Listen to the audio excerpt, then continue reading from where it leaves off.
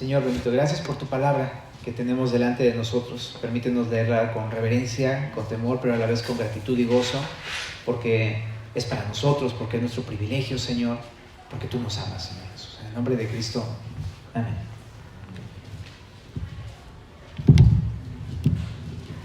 Muy bien, pues esta parte que vamos a estar viendo, como has visto, corresponde a una de las descripciones del mandato de Dios para poder hacer los muebles del tabernáculo. Vimos que el Señor mandó hacer algunos muebles dentro de un tabernáculo porque Dios quería habitar con su pueblo en el tabernáculo. Pero vimos la construcción ya más bien el mandato para hacer los muebles del arca, ¿te acuerdas? Después la mesa de los panes de la proposición. Pero ahora en tercer lugar vamos a ver el candelero de oro, ¿vale? Es la hechura, cómo se va a realizar esta obra. Y recordar que estamos en la última parte del libro que habla acerca de este santuario de adoración, ¿vale? La primera parte fue la preparación para la liberación de Israel de Egipto. La segunda fue la liberación de Israel de la esclavitud de Egipto. La tercera fue el pacto en el Sinaí. Y en esta ocasión es la parte de la hechura del tabernáculo.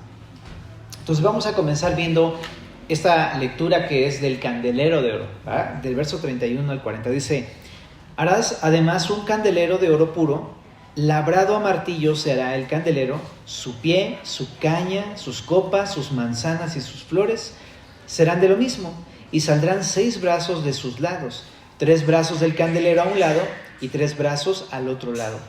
3 copas en forma de flor de almendro en un brazo, una manzana y una flor, y 3 copas en forma de flor de almendro en otro brazo, una manzana y una flor, así en los 6 brazos que salen del candelero.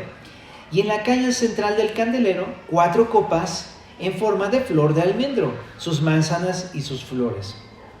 Habrá una manzana debajo de 2 brazos del mismo, otra manzana debajo de otros 2 brazos del mismo, y otra manzana debajo de los otros 2 brazos del mismo, así para los 6 brazos que salen del candelero. Sus manzanas y sus brazos serán de una pieza, todo ello una pieza labrada a martillo de oro puro, y le harás 7 lamparillas, las cuales encenderás para que alumbre hacia adelante. También sus despabiladeras y sus platillos de oro puro. De un talento de oro fino los harás, con todos estos utensilios. Mira y hazlos conforme al modelo que te ha sido mostrado en el monte. Bueno, entonces aquí Moisés recibe la orden de Dios directa de hacer un candelero, ¿ok? Y vemos que aquí hay una descripción, pero también entendemos que Dios se lo mostró físicamente, le mostró un modelo visualmente que pues no lo tenemos en la Biblia, pero por la narración podemos más o menos saber cómo es este candelero. Entonces, simplemente nombrar las características, cómo iba a ser fabricado este objeto. Primeramente dice que debía ser labrado a martillo, no debía ser cortado ni nada, debía ser labrado a martillo, es una obra. Pero también todas sus partes deben ser de una sola pieza, entonces no debías de armar cosas y luego ensamblarlas, sino más bien todo labrado de una sola pieza, con todo y todo, ¿no? El poste central, los brazos, los adornos que iba a tener, todo. Entonces eso requería, por supuesto, la participación de una persona sabia que supiera manejar bien el oro y pues el arte, porque hacer una cosa así, pues ¿cómo te explico? ¿No? Hay personas que se dedican a hacer cosas así. En Oaxaca hacen alebrijes y cosas así con madera y hay algunos que están padrísimos. Digo, ¿cómo le haces para hacer todo eso, no? Requiere trabajo y requiere mucha astucia, pericia para manejar la madera y demás. Entonces, esto también iba a ser, por supuesto, una obra bastante complicada. Esta no es de madera, esta sí es de oro, porque la mesa y el arca eran de madera recubiertas de oro, pero esta no, esta es de oro puro, ¿ok? Ahora, otra cosa, debía tener una caña central, o sea, un poste central. Y a los lados, al lado izquierdo y al lado derecho, debe tener brazos, o sea, 6 brazos, 3 de un lado y 3 del otro. No sé si has visto esas fotos en internet del candelabro alguna vez, si no te invito para que las busques ahí en casita, pero básicamente es como si fuera un árbol con un tronco con 6 brazos a los lados. En total son 7 como ramas, digamos así. Bueno, Es parecido a un árbol. Eso está muy interesante y ahorita vamos a ver por qué lo mencionamos. Cada brazo o rama, también dice aquí el texto, que debía tener, ahí en el verso número 33, debía tener 3 flores de almendro. Ahí le llama copas en forma de flor, pero se refiere a flores de almendro. Ajá, eso es a lo que se refiere. Y también en ese mismo verso 33 dice una manzana y una flor, ¿no? Y de repente cuando lees eso dices, ¿cómo está eso? O sea, ¿a qué se refiere?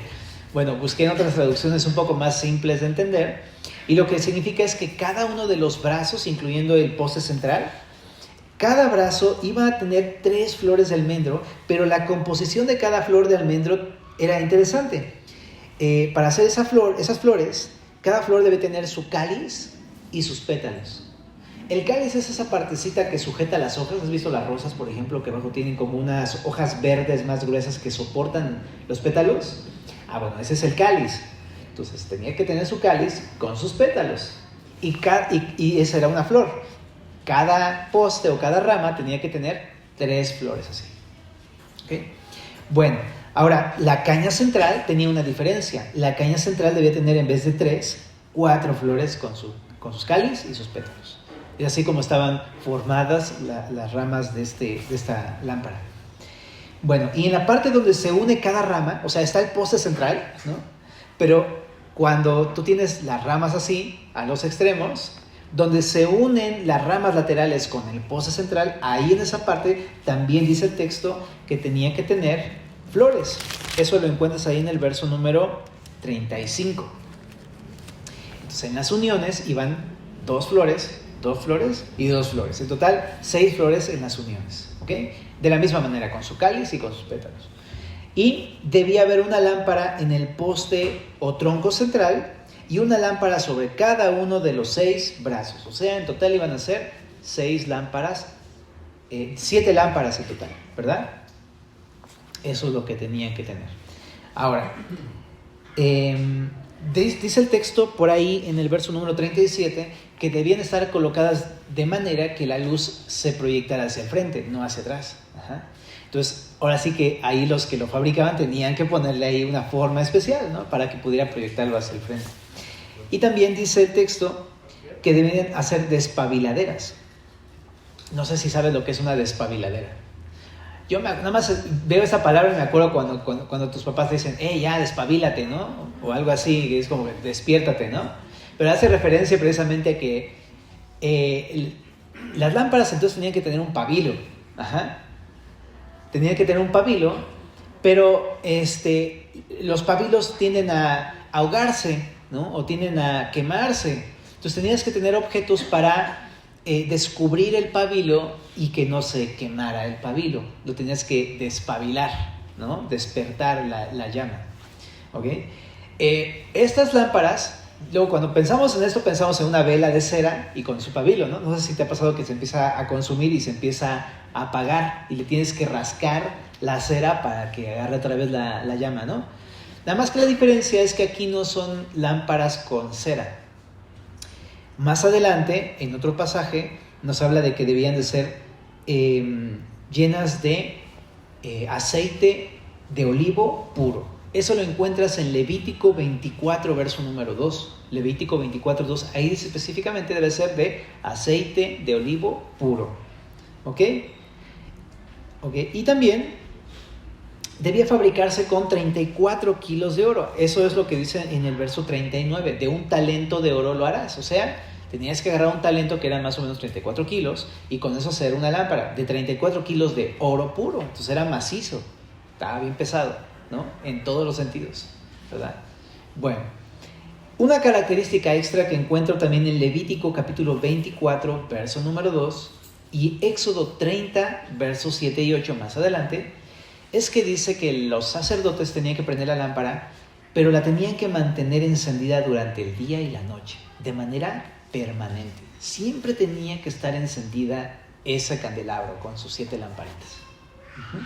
Entonces, si te puedes a pensar, eso requería un chorro de trabajo y diligencia, ¿no? De ver que no se te apagara la vela, ¿no? Y estar ahí atento a cambiarlo y cuidar todo eso. Entonces era muy, muy, muy laborioso y era diligente el asunto. Bueno, ¿Y cuál es la función de la lámpara entonces? Ya vimos las características, pero ¿cuál es la función?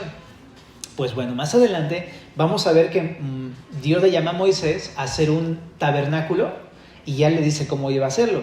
Pero una de las cosas que tenía que hacer es cubiertas de tela y de pieles de distintos tipos. Entonces, cuando tú terminabas el tabernáculo y lo recubrías con todo eso, quedaba totalmente oscuro por dentro, no se veía absolutamente nada. Y ese candelabro iba a servir precisamente para iluminar todo el lugar, tanto el lugar santo como, pues, quizá un poco del lugar santísimo, que también, por cierto, iba a ser cubierto con un velo. Pero entonces esa era la función de la lámpara, principalmente traer luz a un lugar oscuro. Algunos comentaristas también se ponen un poco más románticos, ¿no? Y dicen, esto también le va a dar una especie de atmósfera de reverencia al lugar, ¿no? Y unido con el incienso y demás, iba a ser como un lugar demasiado sagrado, ¿no? Le iba a dar un ambiente así. Pero bueno, yo me quedaría solamente quizá con el punto de que pues va a haber luz y vas a poder ver, ¿no? Si no hay luz en un lugar, pues nada más te andas tropezando y pegando y no sabes ni qué onda, ¿no? Y el punto es que puedas ver todo, entender todo y poder hacer un servicio como sacerdote. Bueno, pues es la función, simplemente alumbrar. Ahora, es todo lo que vamos a ver hoy, así. Pero vamos al significado, ¿no? Recuerda que estamos en esta época en donde Dios sacó a los israelitas de Egipto y están en el desierto y Dios les dice, no solamente los saqué, sino quiero estar habitando con ustedes en el desierto, ¿no? Para siempre. Entonces dijimos que cada una de estas partes del tabernáculo está representando parte del carácter de Dios, porque Dios quiere transmitir algo al pueblo, a este pueblo con el que va a estar en comunión con ellos durante todo el camino del desierto. En este caso, el candelabro significa algo muy importante. Significa principalmente 4 cosas. Número 1, el candelabro significa o representa a Dios como el creador de todas las cosas. Eso está muy interesante. ¿Te acuerdas que te decía que parecía un árbol? Es que eso es lo que era. Era como un árbol. Lo que estaba haciendo el Señor es evocar a los israelitas al pasado, al libro de Génesis, en donde en el Génesis Dios creó los cielos, la tierra, los animalitos y todo, pero también puso en el centro del huerto un árbol que le llamaba el árbol de la vida. ¿Te acuerdas de ese árbol? Y que el que de él comiere tendría vida eterna, ¿no? Entonces, precisamente aquí se está enfocando Dios en estos 2 aspectos, en que el árbol representaba de Dios a un Dios como creador de las cosas, pero también a través de este árbol representaba a Dios como el dador de vida o la fuente de vida para con su pueblo y en general para con la humanidad. Así como este árbol en el huerto del Edén daba vida al que lo comía, también Dios es la fuente de vida para todo aquel que de él prueba. Entonces eso está muy interesante, ¿verdad? Porque, por supuesto, habla del dador de vida biológica, pero también más allá, ¿no? También habla del dador de la vida espiritual. Dios es el que produce en las personas, en la carne de las personas, un alma, pero también los hace nacer de nuevo en el espíritu. Cuando creó a Adán, por ejemplo, le dio vida biológica. Cuando lo formó de la tierra, y te acuerdas que sopló en él aliento de vida y fue un hombre, ¿te acuerdas? En Génesis. Pero también el Nuevo Testamento habla de cómo Dios puede dar vida espiritual. Pero todo eso, entonces, esa imagen de eso, Dios se presenta aquí como el creador y como la fuente de vida. Y este árbol y esta lámpara representa esos 2 aspectos. Pero hay un tercer aspecto que representa a esta lámpara, a Dios como maestro. En especial es una de las cosas que me llamaron mucho la atención en el texto.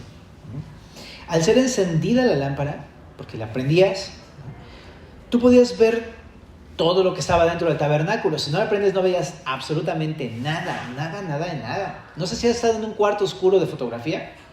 Así, o sea, no hay nada de luz.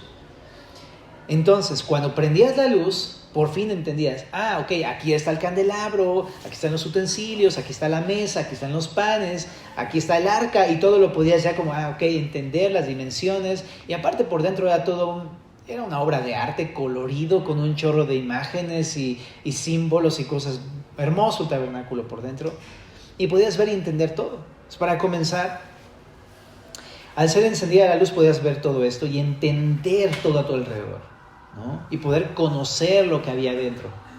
Entonces la luz en ese sentido representa a Dios como aquel que da conocimiento, como aquel que da entendimiento, como aquel que te hace entender y ver todas las cosas y entender el sentido y el propósito, ¿no? En un sentido. Eso es. Pero también Dios, eso representa de Dios, cómo Dios iba a dar este conocimiento y entendimiento a su pueblo. Él se le iba a revelar, ¿no? Y les iba a enseñar y a mostrar todo lo que tenía que ver con Dios, para que lo conocieran y se relacionaran con Él. Y abajo, pues también vemos como cuarto punto que este árbol representa a Dios como un guía. Evocaba cómo Dios guió a su pueblo desde Egipto, cómo lo sacó, con columna de fuego, ¿te acuerdas? Y los llevó por el desierto, y después de este acontecimiento que estamos leyendo, más adelante sigue la columna de fuego con ellos. Habla precisamente de que Dios los estaba guiando hasta la tierra prometida. Así que este árbol, esta luz que proyecta, representa también a Dios como aquel que guía a su pueblo. Entonces, en resumen, ¿qué significa esta lámpara? 4 cosas. Dios creó a su pueblo y a la humanidad. Dios es la fuente de vida para la humanidad, pero también para su pueblo, dependía de Dios. También representa a Dios como maestro porque Él es el que iba a dar conocimiento y entendimiento a su pueblo, pero también como guía porque Él iba a guiar a su pueblo hasta la tierra prometida. Ese es el significado de la lámpara. Y todo está muy interesante cuando lo empiezas a leer en Éxodo, pero en el Nuevo Testamento llega Jesús y empieza a dar un discurso fantástico. Acompáñame para Juan capítulo número 8. El escritor de este libro es Juan el apóstol, ¿verdad? El que estuvo con Jesús durante 3 años ahí en su ministerio, y él escribió este evangelio de Juan. Pero me encanta lo que hace Juan, es un genio, me encanta. O sea, lo que toma es esta imagen del Éxodo y entonces empieza a comparar esta imagen del Éxodo con Cristo. Y chécate lo que dice en el verso número 1 del capítulo 8. Dice, y Jesús se fue al monte ¿de qué? De los Olivos, y por la mañana volvió al templo y todo el pueblo vino a él, y sentado él, ¿qué dice? Les enseñaba. ¿Qué está haciendo aquí Juan? No lo está poniendo nada más porque sí. Lo que está diciendo es que todo lo que había sucedido en el tabernáculo era una imagen de Cristo. Jesús es presentado por Juan el apóstol como la luz del mundo que viene en medio del monte de los Olivos a enseñar a su pueblo. Qué imagen tan más fantástica. Yo puse aquí mis notas. Es como esta llama encendida en el candelabro que está encendida por el aceite de los olivos, ¿no? Ese es Jesús, ¿no? Que lleno del Espíritu de Dios, Él enseñaba la palabra a su pueblo. Y está diciendo Juan, hey, date cuenta, Jesús es esa luz, ¿no? Qué increíble que Él iba a traer al pueblo lo iba a mostrar como el creador, como la fuente de vida, como el maestro y como guía de su pueblo. Él es el Señor Jesucristo. Como se dijera, ese Señor ha encarnado, es Jesús, ¿no? Y lo presenta así Juan, Él es la luz del Antiguo Testamento, Él es la luz del mundo, ¿verdad? Qué increíble. Y también dice aquí en el verso 3, entonces los escribas y los fariseos le trajeron una mujer sorprendida en adulterio, y poniéndola en medio le dijeron, Maestro, esta mujer ha sido sorprendida en el acto mismo del adulterio, y en la ley nos mandó Moisés apedrear a tales mujeres. Tú pues, ¿qué dices? Mas esto decían tentándole para poder acusarle. Pero Jesús, inclinado hacia el suelo, escribía en tierra con el dedo. Y como insistieran en preguntarle, se enderezó y les dijo, el que de vosotros esté sin pecado, sea el primero en arrojar la piedra contra ella. E inclinándose de nuevo hacia el suelo, siguió escribiendo en tierra. Pero ellos, al oír esto, acusados por su conciencia, salían uno a uno, comenzando desde los más viejos hasta los postreros. y quedó solo Jesús y la mujer que estaba en medio. Entonces Juan está mostrando otras cosas por aquí, muy interesantes. Lo que está primero mostrando es la vida de una mujer adúltera. Es una mujer que para el pueblo era una mujer pecadora.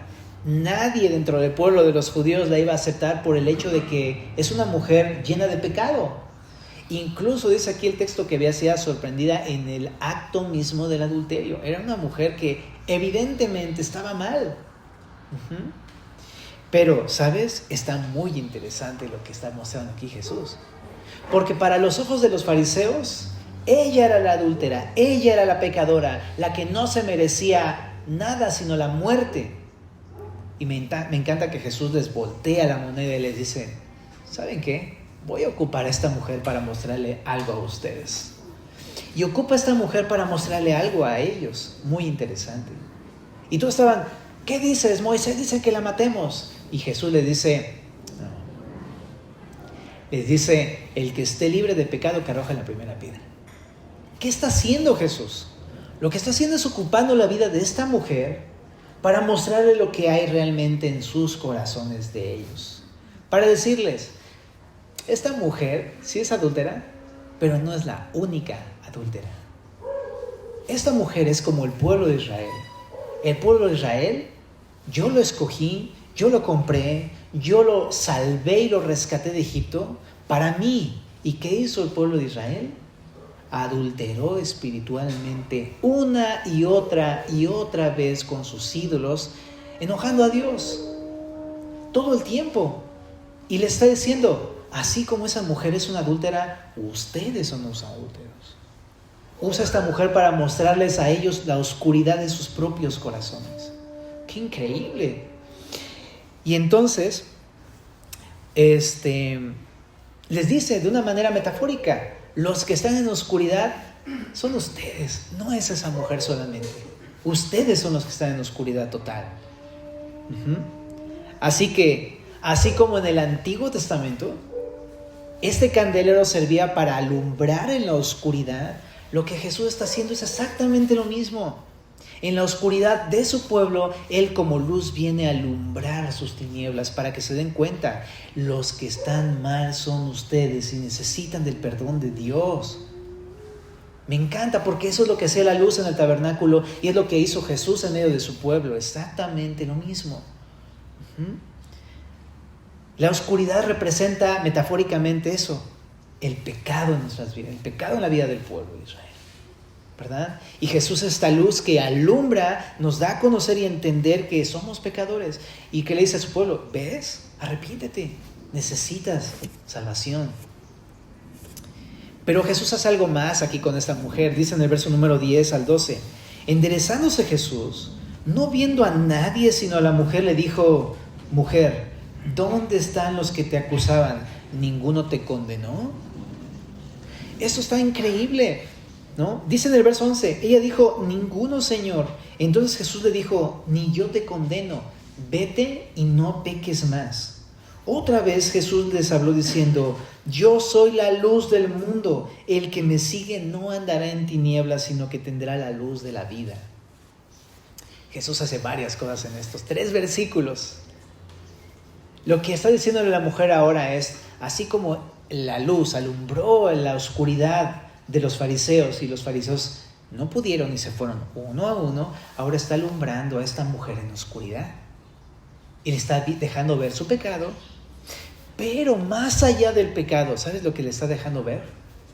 La luz que puede traer perdón y vida a su propia vida. Esta mujer estaba muerta en la oscuridad, en las tinieblas, en su pecado, pero ella no sabía cómo salir de ahí. Y de repente llega Jesús y le dice, aquí está la luz del mundo, enfrente de ella, y le ayuda a ver quién es la verdad, Jesús. Entonces la luz hace eso en la vida de esta mujer, pero una de las cosas que hace es darle vida. No le vino a dar muerte, sino le vino a dar vida. Le dice, ninguno te condenó, yo tampoco te voy a condenar. Porque Jesús no vino a condenar, sino a salvar, a traer vida. Juan 3:16 lo dice de una manera muy clara. Dice, Porque de tal manera amó Dios al mundo que ha dado a su Hijo unigénito para que todo aquel que en Él cree no se pierda, mas tenga vida eterna. Entonces no está hablando de la vida biológica. No está hablando de esa vida que Dios sopló en el aliento de vida en Adán y le dio vida biológica. Está hablando de la vida eterna, nacer de nuevo, un nuevo nacimiento espiritual, que es lo que hablamos. Jesús es la fuente de vida que da vida espiritual. Pero también Jesús en Juan 3:17 continúa el texto, dice, porque no envió Dios a su Hijo al mundo para condenar al mundo, sino para que el mundo sea salvo por Él. Entonces me gusta porque lo que está diciéndole a la mujer es, estás en oscuridad, pero aquí está la luz y vengo a darte vida, no vengo a condenarte. Y eso es algo que la mujer estaba sorprendida, porque después la ves cómo se fue, ¿no? Es una cosa, es un cuadro impresionante de cómo Jesús viene a darle vida a su pueblo. Y así como en el tabernáculo representaba eso, que Dios le dio vida a su pueblo, también a los judíos en época de Jesús, esta mujer también vino a darle vida a su pueblo. Pero más adelante también en el verso número 12 que leímos le dijo, yo soy la luz del mundo. El que me sigue no andará en tinieblas, sino que tendrá la luz de la vida. Para empezar, empieza a hablar también metafóricamente. Jesús no es una luz. De repente muchos piensan que Jesús es una energía o una luz, pues literalmente, pero no, está hablando metafóricamente. Es como la luz del candelabro en el Antiguo Testamento, es una metáfora. Pero está hablando aquel que puede traer esto, que puede traer vida, puede traer enseñanza, conocimiento, dirección. Ese es Jesús, es la luz del mundo. Y viene al mundo porque es el mundo el que está en la oscuridad. Pero una última cosa que le dice aquí es, el que cree en mí, el que me sigue, no andará en tinieblas. ¿Y qué está haciendo con esto Jesús? Le está dando una enseñanza a esta mujer. Le está dando guía, porque Jesús es la luz del mundo que da guía al pueblo. Y le está guiando, le está diciendo, ¿sabes qué? ¿Sabes por dónde tienes que andar? Estás en la oscuridad, pero tú tienes que andar en luz. Y por eso le dice, no andes en tinieblas. Si me sigues, no andes por ese camino. Ese camino es de oscuridad y de perdición. Yo quiero que tú me sigas en el camino de la luz. Le está dando a la mujer una dirección por dónde debe andar. Y por eso le dice, entonces vete y no peques más. Ese es el camino por el que debes andar. ¿No? Qué increíble, ¿no? Es Dios. ¿Cómo Juan, a mí me sorprende cómo Juan transportó eso del Antiguo Testamento para llevarlo aquí y decir, Jesús es esta luz del mundo. Jesús es el Señor que viene a hacer todo esto con su pueblo. Pero estamos hablando mucho del pueblo de los judíos. Pero para nosotros, ¿qué? Para empezar, déjame decir una cosa. Esta parte de Juan 8 nos habla demasiado a nosotros. Para empezar, en primer lugar, así como Jesús usó a esta mujer para decirle al pueblo, estás en oscuridad, ¿sabes? Esta mujer también nos representa a nosotros. Esta mujer realmente, esta enseñanza no está hablando acerca de una mujer adúltera que Dios puede perdonar, hablando explícitamente de aquellas mujeres que pues se dedican a trabajos de prostitución o cosas así, que Dios puede hacer una obra en mujeres así, por supuesto, y generalmente lo ocupamos para pues prédicas evangelísticas para tratar de alcanzar a una persona que es pecadora, ¿no? Pero más allá de este pecado de adulterio, esta mujer no representa a esas personas perversas y malvadas que andan cometiendo ese tipo de cosas. Esta mujer representa a toda persona, porque todos somos pecadores, igual que esta mujer. Algunos no lo ven porque los fariseos y los escribas no lo veían, Ellos decían, no, la adúltera es esta, apedréala a esta. Y no se daban cuenta que ellos mismos eran los pecadores. Y hay gente el día de hoy que no reconoce su pecado porque está tan ocupado en ver el pecado en los demás que no puede ver el suyo propio. Pero realmente esta mujer representa a cada uno de nosotros, que somos pecadores. Por eso Romanos también dice, todos han pecado. todos están destituidos de la gloria de Dios porque todos hemos pecado, ¿verdad? Todos hemos hecho lo malo delante de Dios. Sabemos que hemos hecho muchas cosas, ni siquiera solamente una, muchas cosas en contra de Dios. Así que, si te puedo decir una cosa es, identifícate con esta mujer, ¿no? Porque es muy fácil de repente pensar en otros y verlos como esta mujer. Ellos son los pecadores. Quizá porque no vinieron a la iglesia el domingo, ¿no? Porque se quedaron a ver el partido de fútbol o qué sé yo, ¿no? O porque no leen su Biblia o porque no oran cuando comen o cosas así. Pero espérate. No solamente ellos, nosotros somos los que somos pecadores.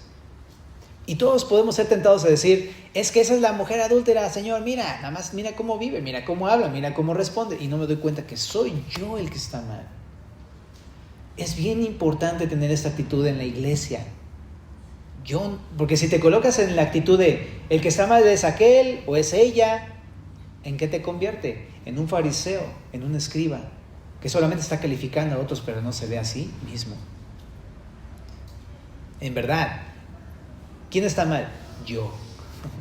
Me choca, pero sí es cierto.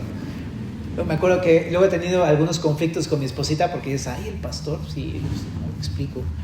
Y luego siempre termino, una vez me acuerdo que estaba bien enojado, estaba ahí con mi esposa y le decía, ay, ya ni te voy a decir nada porque ya sé que al final siempre el que está mal soy yo, ¿no? Estaba todo enojado así de, siempre la riego y después, no, pues sí, pues sí. Sí soy yo, la verdad. Y me choca reconocer siempre eso, ¿sabes? Pero es la realidad. Somos esa mujer adúltera.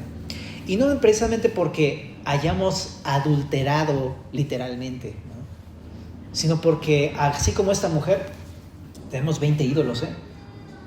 A veces tenemos muchos ídolos en nuestra vida, o a lo mejor estamos alejados de Dios, o a lo mejor simplemente que hemos cometido un chorro de pecados. En ese sentido somos como esa mujer. Bueno, pero también así como Jesús llegó con su pueblo, también ha venido a nosotros a buscarnos a Dios. En Isaías capítulo número 9, verso 2.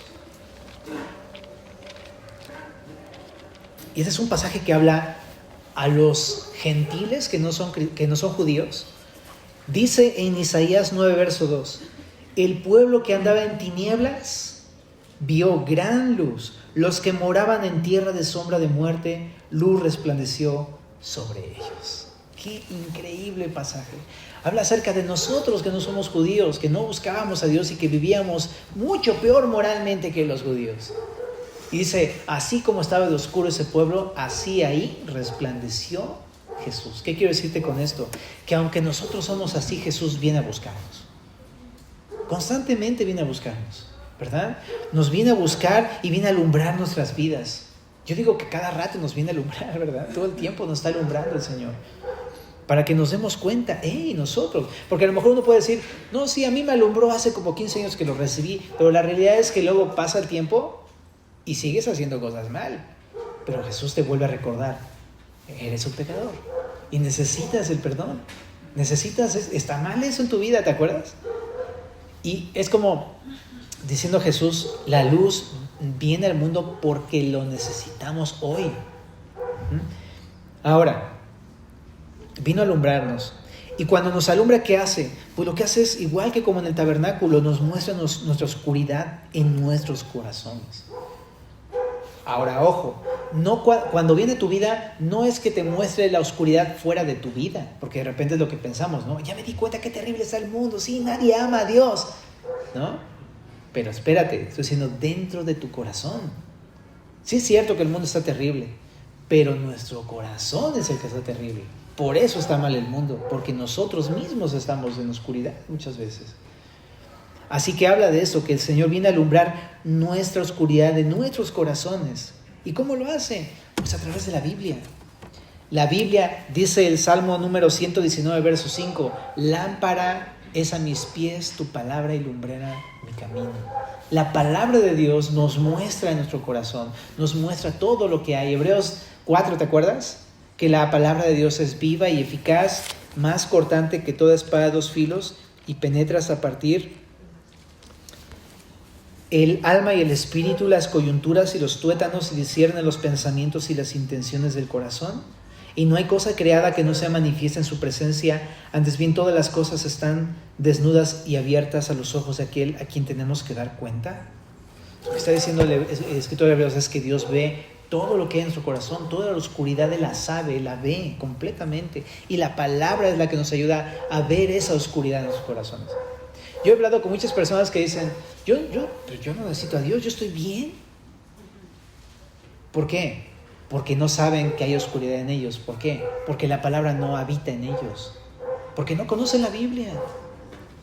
O porque la conocen pero no la leen en verdad. ¿Verdad? Porque si dejaran que la palabra alumbrara sus corazones, se dieran cuenta que hay pecado en cada uno de nosotros. ¿Verdad? Pero esa es la manera en cómo Dios nos confronta. Ahora, quiero decir esto. Si el día de hoy a lo mejor tú estás pensando, pues que yo ya estoy bien, ya la estoy armando, es porque no estás leyendo tu Biblia. Así de simple, ¿verdad? O la estás leyendo pero de una manera religiosa, como los escribas y los fariseos, que nada más decían, se sabían la palabra, enseñaban la palabra, pero ellos no se creían pecadores. Porque veían hacia afuera, pero no hacia adentro. Porque no dejaban que la palabra traspasara como espada de dos filos sus corazones. Así es que, ¿cuál es mi punto? Si piensas que estás bien, deja que la palabra penetre en tu corazón y que eso que estás leyendo verdaderamente te lo apliques a tu vida. Vas a poder darte cuenta que en verdad hay cosas que necesitamos cambiar. Pero si tú has dejado que la palabra penetre en tu vida, no vas a poder estar un día sin pensar, necesito del perdón y la gracia del Señor. Todos los días vas a reconocer tu lugar porque vas a saber que eres un hombre o una mujer pecadores. ¿Verdad? No puedes estar con la cabeza demasiado en alto, ¿verdad? Porque sabes que no nos queda. Hay una canción de Crystal Lewis, no sé si has escuchado a esa cantante. Fue una de las primeras que yo escuché en algún momento. Y seguido la recuerdo, y también mi esposita luego nos vamos a platicar de eso, porque cuando a mí o a ella se nos empieza a subir, que nos decimos, te subes a tu tabique y te mareas, siempre me acuerdo de esa canción porque esa canción decía, recuerda tu lugar en Cristo. Y a mí se me ha quedado esa frase así como tan clara. Dice, te ve como algo suyo, se alegra de saber que tú recuerdas tu lugar. O sea, no somos realmente nada. Somos pecadores, ¿no? Y es eso, la palabra nos confronta. Entonces mi punto es, ok, eso es lo que hace la palabra. Pero no solamente Jesús te muestra tu condición, Él quiere darte vida. Como al pueblo de Israel, nos quiere dar vida. No solamente es como, mira tu condición miserable, ¿no? Gusano, y ahí te quedas ahí tirado en el suelo. No, el Señor te quiere levantar, te quiere dar vida para que tengas una vida plena y abundante, porque el Señor no quiere que te quedes ahí, sino quiere levantarte y que verdaderamente aprendas a vivir como Él. Cuando hablo de dar vida, no significa que cada vez que lees la Biblia o que cada vez que confiesas tus pecados tengas vida eterna otra vez. No me refiero a eso. Él te la da una vez y para siempre desde el primer momento que crees en Él, pero me refiero a que te revivifica. Espero que me puedan explicar. Estamos abatidos por el pecado ya siendo cristianos y te vuelves a arrepentir y ves la gracia de Dios y te vuelve a dar vida y ánimo y fuerza otra vez para continuar. A eso me refiero. Y te levanta. Estás tirado porque estás lleno de culpas y de pecado y te quita, te limpia y te levanta y te habilita y te hace caminar. Ese es el Señor que nos da vida como al pueblo. Esa es la luz del mundo. Ahora, también la luz que es Jesús también no solamente nos dice ten vida, sino también Él nos da guía y dirección, ¿no? Eso es lo mismo. En el verso número 12 ahorita que leímos dice, yo soy la luz del mundo, el que me sigue no andará en tinieblas. ¿Sabes qué quiere Dios ahora que uno viene y confiesa su pecado y se arrepiente a uno y Dios te revivifica? Lo que te dice es, quiero que camines en la luz. Quiero que te apartes de las tinieblas. Quiero que no andes en tinieblas, porque acuérdate que si tú has sido mi seguidor, has decidido ser mi seguidor, ese no es tu camino. El camino es la luz. ¿Y cuál es la luz? La palabra, la voluntad de Dios. Dios quiere que esa palabra que te está hablando constantemente en tus devocionales, en tus tiempos de domingo y en las prédicas que te escuches, todo eso, lo apliques y que andes en esas cosas. Eso es lo que se conoce como andar en luz. Andar en luz significa caminar de acuerdo a la palabra de Dios. aplicar la palabra de Dios a nuestras vidas y vivir en esa luz.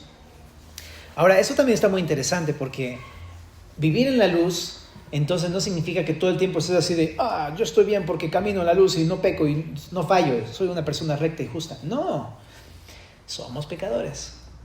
Pero vivir a la luz, expuesto a la luz, significa que cuando te caigas, puedas reconocer, caí, Señor, pequé.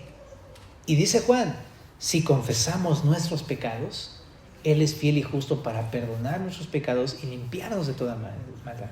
Lo que hace es que si te caes, una persona que está en luz, confiesa, se arrepiente y se aparta del pecado.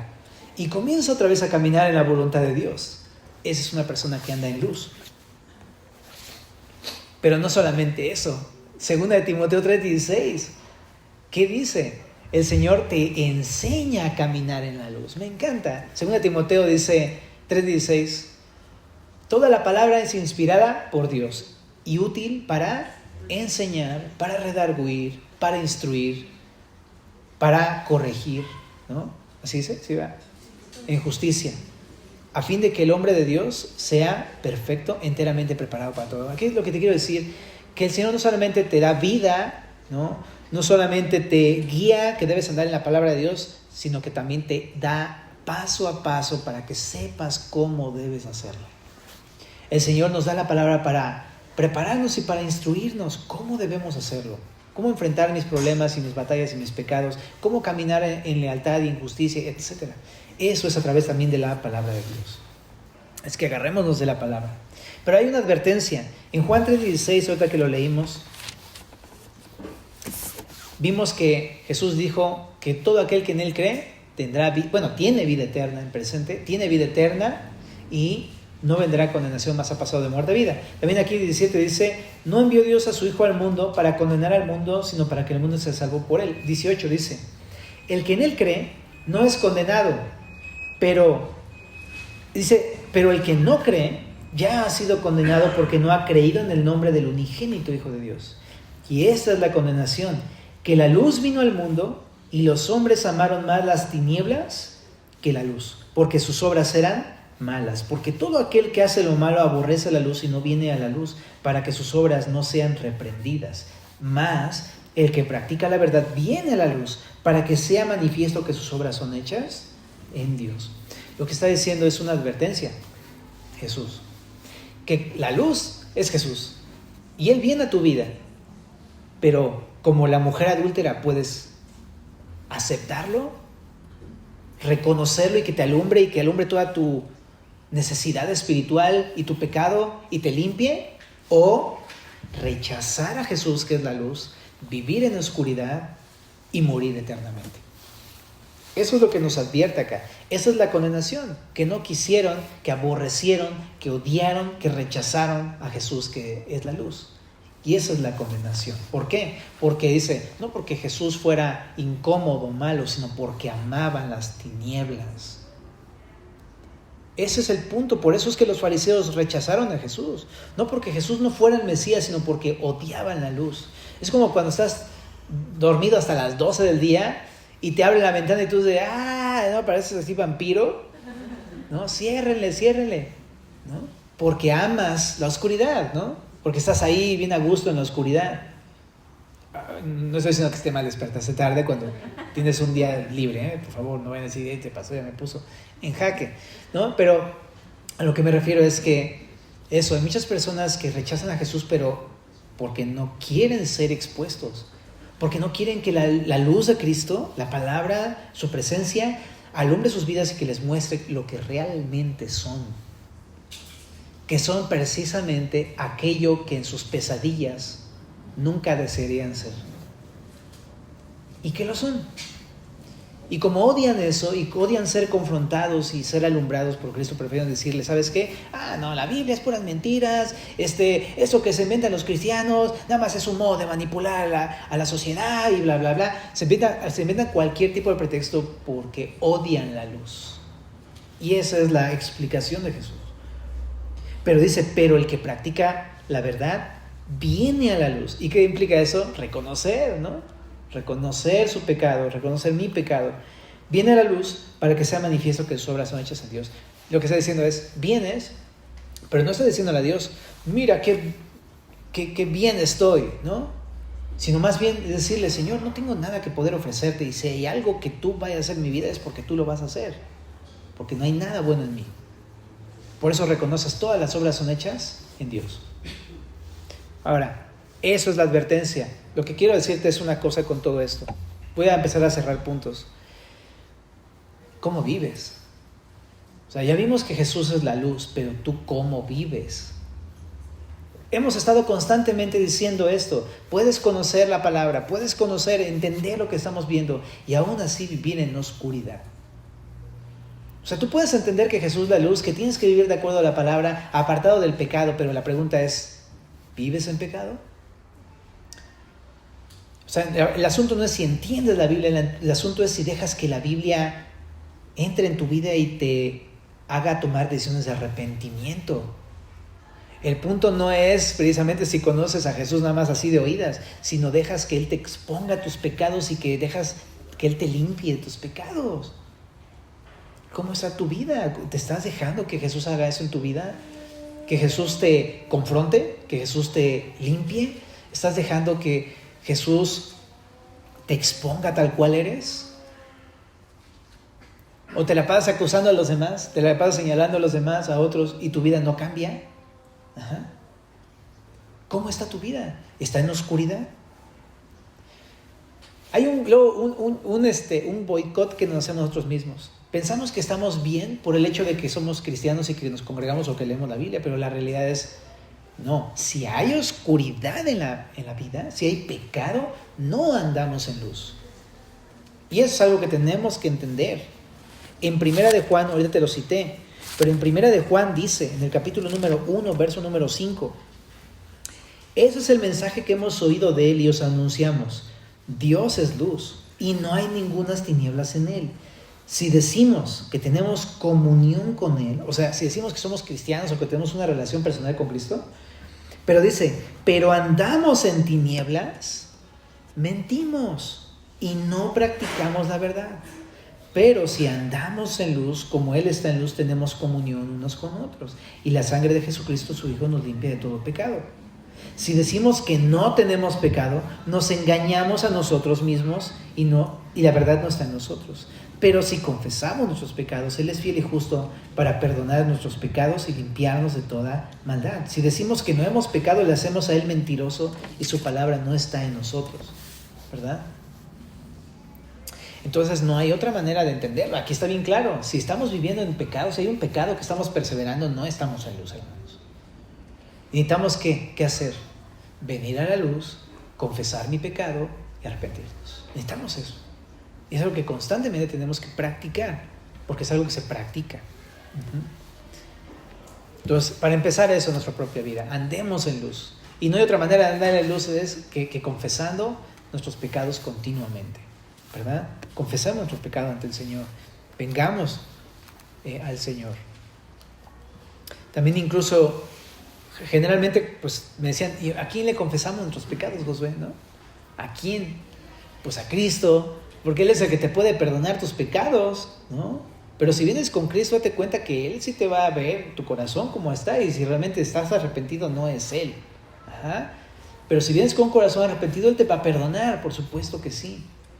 Pero también hay ocasiones en que tú sabes que tienes que ponerte a cuentas y platicar con alguna persona madura en la fe y decirle, ¿sabes qué, hermano? No puedo caminar bien. Me está costando trabajo algo, mira, así está mi vida. Y es totalmente bíblico también. Yo solamente quisiera recordarte, aquí en Semilla tenemos también, pues, estamos para servirte. Si tú quieres que oremos por ti, quieres sacar algo a la luz y sientes la necesidad de hacerlo, hazlo. Jesús decía ahí en Proverbios 28:13, ¿no? El que confiesa sus pecados y se aparta, hallará misericordia. El que encubre sus pecados no prosperará, ¿no? Pero el que los confiesa y se aparta, alcanzará misericordia, ¿no? Ten piedad de mí, oh Dios, conforme a tus misericordias, conforme a la multitud de tus piedades, borra mis rebeliones. Abajo decía, porque yo reconozco mi rebelión y mi pecado es siempre delante de mí. Contra ti solo he pecado y he hecho lo malo delante de tus ojos. Ven y confiesa tu pecado. Te animo.